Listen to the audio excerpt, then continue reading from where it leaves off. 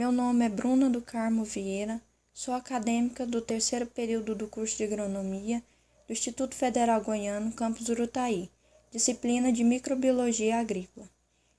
Vou apresentar o artigo Metabólitos da biodegradação de corantes à base de trifenilmetano produzidos por Thymus versicolor ou enzima lacase.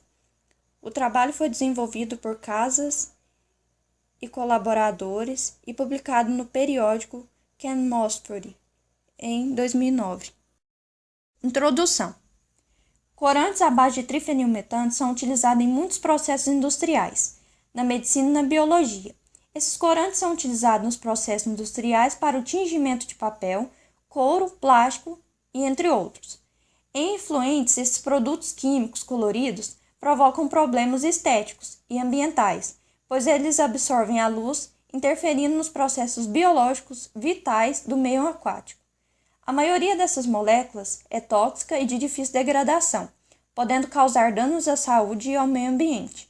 O uso de métodos biológicos para o tratamento de efluentes industriais, como a utilização de biorremediadores, como fungos, bactérias e algas, tem muitas vantagens, tais como a possibilidade de degradação das moléculas de corante e a produção de menos resíduos. O uso de Thymus versicolor ou lacase para a decomposição de corantes à base de trifenilmetano. Thymus versicolor é um cogumelo que, por ação de sua lacase, ocorre a degradação de corantes à base de trifenilmetano. O objetivo deste artigo é apresentar os aspectos fundamentais envolvidos na biodegradação enzimática e fúngica de corantes à base de trifenilmetano. Material e métodos químicos. Todos os corantes, fucsina ácida verde brilhante 1, verde dimetilo, fucsina básica e verde ácido 16, foram utilizados sem purificação adicional. Micro-organismos. O fungo foi mantido em extrato de malte agar a 2% e 25 graus Celsius, até sua utilização. As repicagens foram feitas rotineiramente. Biodegradação fúngica. O meio de cultura foi esterilizado a 120 graus Celsius durante 30 minutos e o pH foi ajustado para 4,5.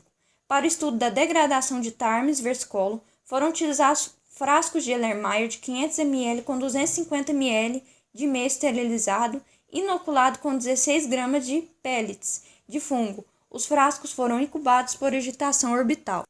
Biodegradação enzimática. Lacase purificada comercialmente foi adicionada 100 ml de solução de corante tamponada com 1,64 milimols de 2,2 de metil succinato em pH 4,5, contido em um frasco de Erlenmeyer de 500 ml. Os frascos foram colocados em um agitador orbital a 25 graus Celsius. Métodos analíticos. Cor e determinação de glicose.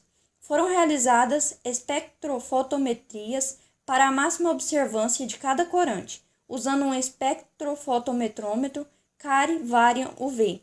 A concentração de glicose foi medida com uma enzimática YSI 2000 com analisador de Yellow Springs instrumentos. Ensaio lacase. A atividade de lacase foi medida utilizando o primeiro passo de método para a determinação de peroxidase de manganês, em que 2,6 de metoxifenol é oxidado pela lacase, mesmo na ausência de um cofator.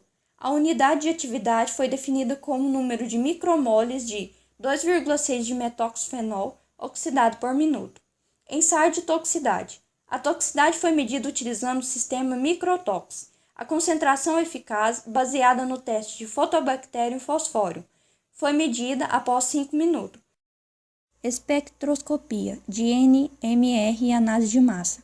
Os espectros de NMR de alta resolução foram obtidos num Bruker Avancer espectrômetro de 500,13 MHz, equipado com uma sonda tripla inversa de TXI de tintura e de amostras enzimáticas dissolvida em água deuterada.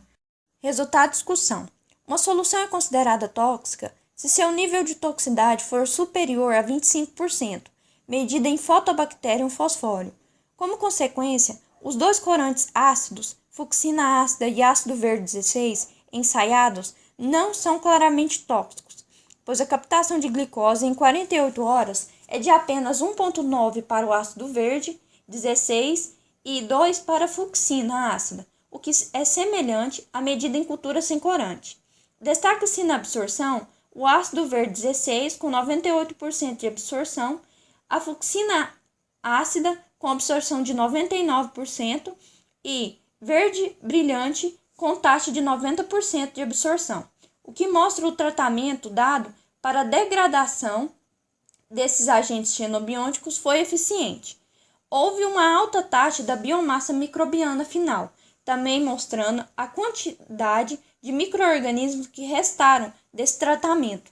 Embora o elevado nível de descoloração na fase líquida, o que foi semelhante ao obtido pela absorção, conduz à conclusão de que, com o fungativo, a descoloração é o resultado da degradação do processo. Mesmo para os ensaios de toxicidade inicial, que apresentaram valores elevados como para os corantes verde brilhante 1, com 81,3, com erro de 3,2 para mais ou menos, e para a fucsina básica, com 303 e com erro de aproximadamente 4,6, não mostra uma pequena diminuição de sua toxicidade. Pode ser visto que o consumo de glicose é inversamente proporcional ao nível de toxicidade. Para os dois corantes mais tóxicos, fucsina básica e verde brilhante 1, foram ensaiadas diluições das soluções de corante. Por conseguinte, na redução da toxicidade, Times versicolo permanece ativo e capaz de degradar o corante. Os resultados obtidos são apresentados na tabela 3. Podemos observar que, à medida que a concentração de corante diminui, a diferença entre a descoloração e o processo de absorção aumenta.